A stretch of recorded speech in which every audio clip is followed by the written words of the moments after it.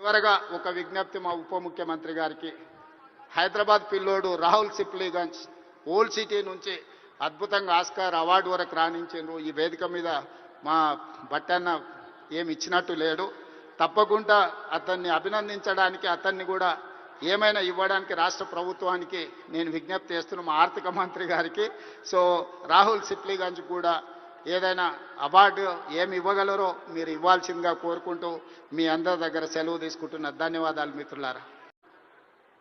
కళ్ళతో చూసేది కళ, కళ్ళతో అభినయించేది కళ, కళ్ళు మూసుకొని కనేది కళ, కళ్ళు మూసుకున్న వాళ్ళను చైతన్యపరిచేది కళ అని చెప్పు అని వారు చెప్పిండ్రు.